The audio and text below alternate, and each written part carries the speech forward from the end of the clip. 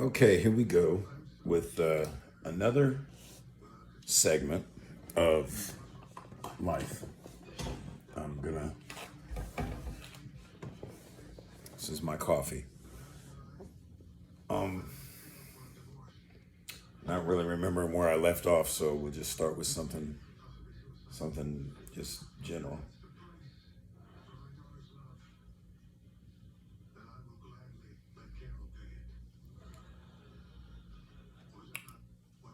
I'm assuming that most everybody that's going to be watching this video is of adulthood in age.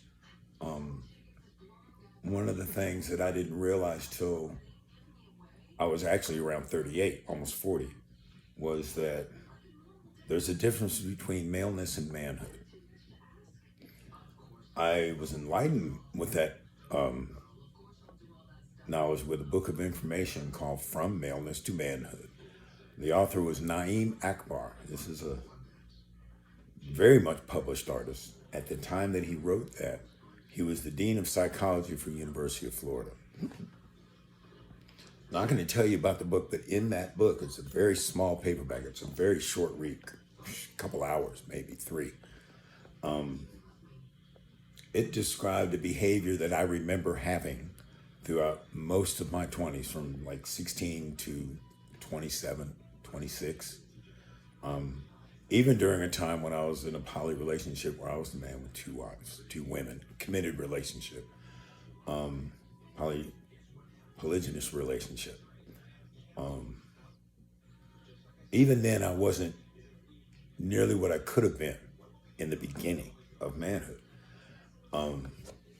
Around 28, I started making major changes because one of the women moved. Not because the relationship wasn't working, but because a job offer was just too good to not accept. Anyway, I'm going to tell you a story of how it happened with the two women. One was my girlfriend, the other was a friend, and just never any physical contact like that. But she always had my back. She always looked out for me in times when I couldn't look out for myself. She was older than me. The other one was younger than me. They met, and I introduced them, but not for that reason. I introduced them, and then had to leave town for a couple of days. When I came back, they had gotten together, and lo and behold, there's a relationship with the three of us. Anyway, I still wasn't. I don't think I was. Still don't think I was actually ready for that serious, so that level of relationship. But I was at a level enough to make it plausible, to make it easy. And not really easy, but it wasn't going to go much further than it did. It was just something to show me possibilities. Haven't been in one since then. At my age, I don't know if I will be, but if I did, I would definitely hold a different role in that relationship because of my age. So leaving that be.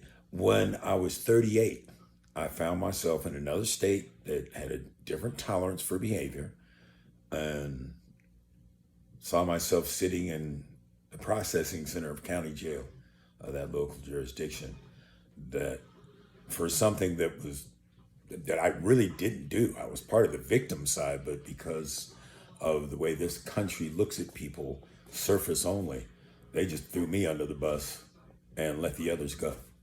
Didn't even investigate them. We got you. That's all we need. Our quotas, blah blah blah. And from, let's see, that was in '93. In 2000, summer of 2000, I squashed that set of numbers, and I haven't looked back. But it took that long to do 4 years worth of sentencing, from '93 to 2000, 17 years. No, 1993.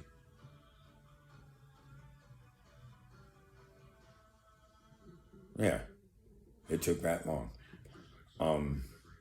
They still had a grip on me. So in 2014, as I was trying to expunge my rights or overturn the conviction, I live in a Second Amendment state where the right to bear arms, you don't need a license for it. You just need to be 18.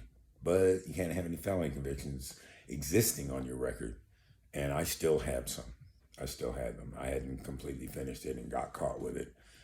The traffic stop was bogus, just like you see in YouTube videos. First Amendment, uh, Fourth Amendment, just the constitutional rights were just violated left and right, and they had their dash cam on. I kept saying, I don't answer questions. I'm not going to answer the question. I'm not going to tell you this. Stop asking me. I just kept repeating it over and over again, and they would not let me go for a minor traffic violation. An hour and a half on the side of the road at 11 o'clock at night. It was 12:30 when they finally asked me if I had any weapons on me. So they were fishing for a way to put the colored person in jail. They had to have a reason to. By the time they did it, their computer in their car had crashed, and they couldn't find out my record. And all I kept saying is, anything you need to know about me is on your computer screen. And instead of going and looking it up and having the information, they stood outside the car grilling me, and I just came out, I'm not going to tell you. I'm not answering that. Do you have my license? They didn't even go in, they didn't even get it. I handed my license, they didn't even get in the car and look it up.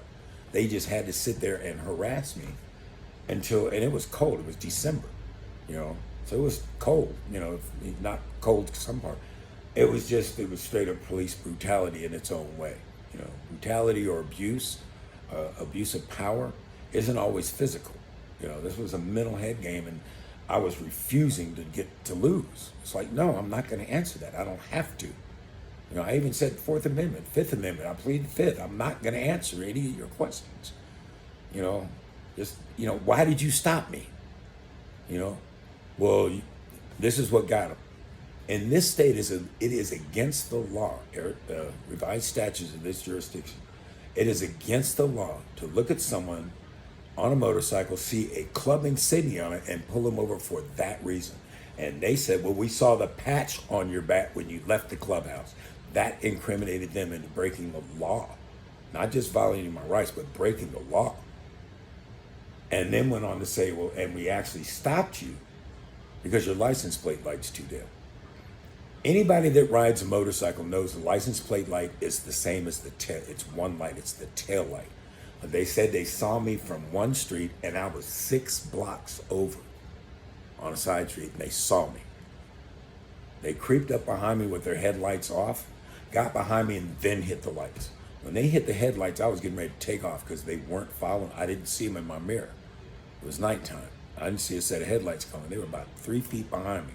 When I looked over my shoulder getting ready to crack the throttle, I saw the blue and red lights in the grill and pulled over. Now, granted, there was a good chance that could have been somebody trying to steal my motorcycle with fake police lights in the grill. There's a good chance of this possibility. But if I took off thinking that and it wasn't, they had the right to run me down for fleeing and eluding. So I just stopped.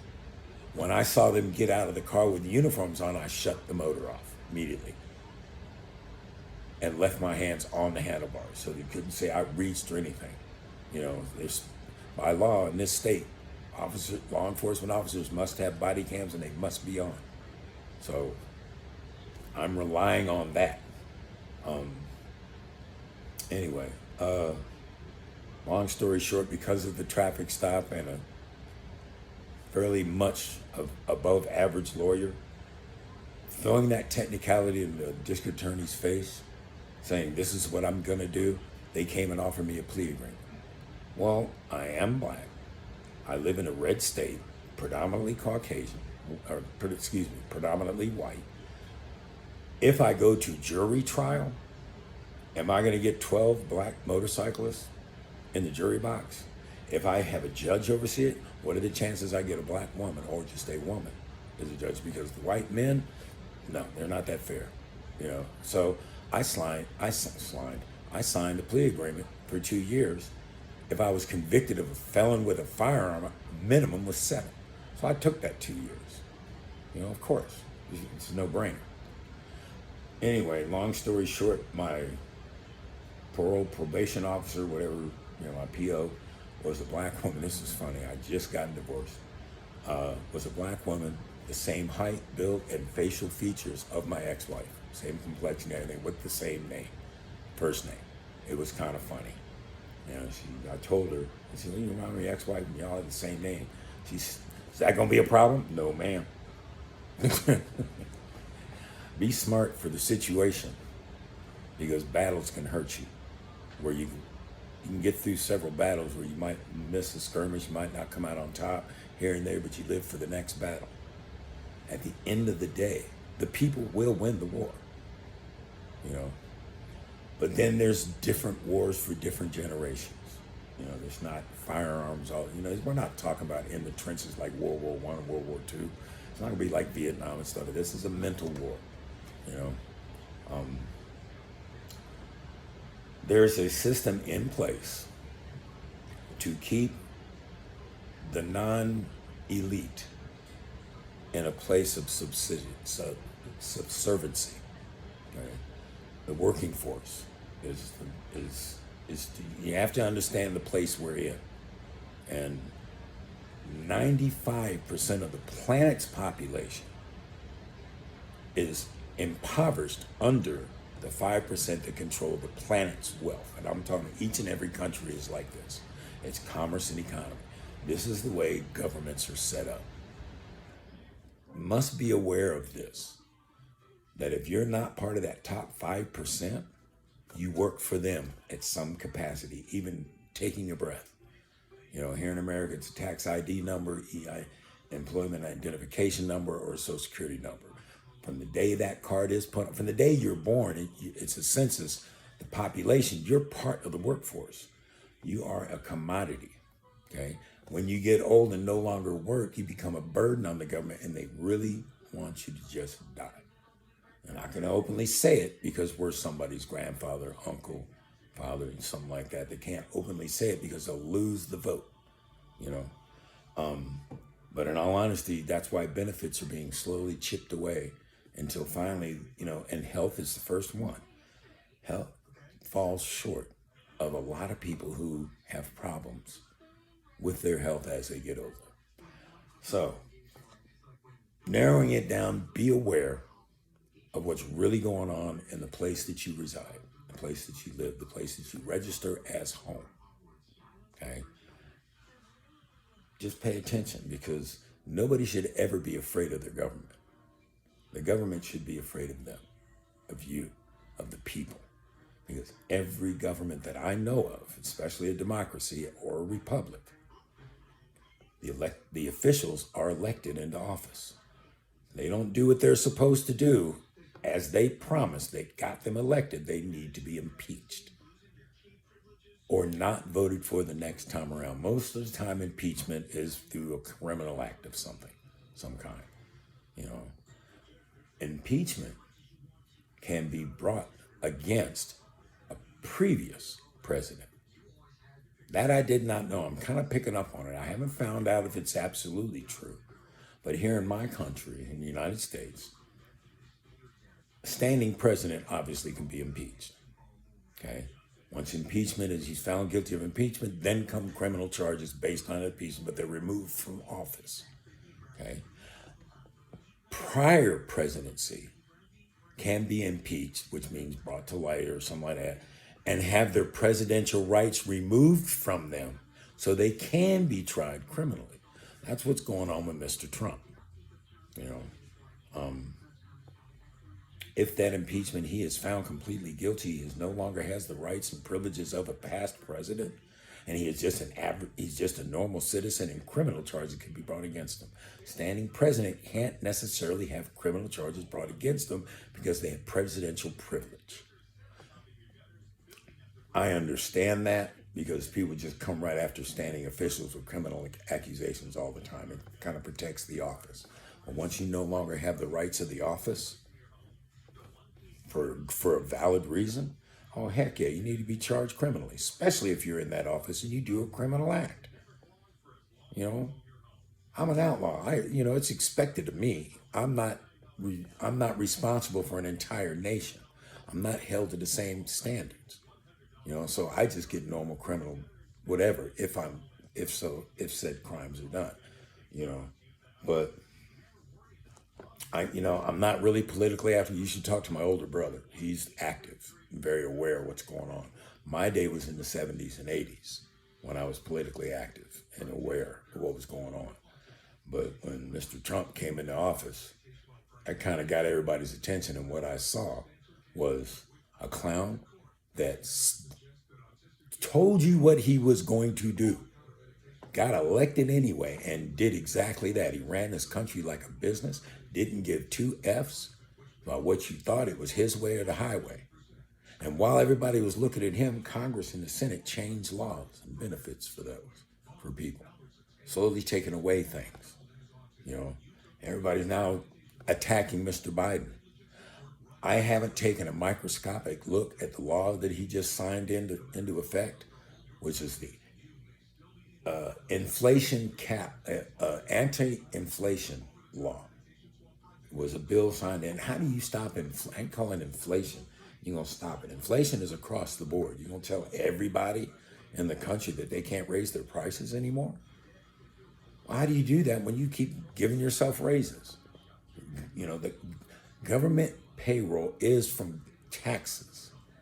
If you raise the payroll, the money has to come from somewhere. You know, well, the modus operandi of this government is to take it from a program of some kind, eliminate some kind of benefit for the people, because we can't raise taxes now. So they're going to have to eliminate something to keep the budget right. Or just not care and print money and give it away, which reduces the value of our US dollar. We don't have enough gold reserves to cover every dollar bill out there. So listen, enlightenment, pay attention to the land you live in and the people that you've elected to be your leaders. Make it make sense. Think of it as a marriage.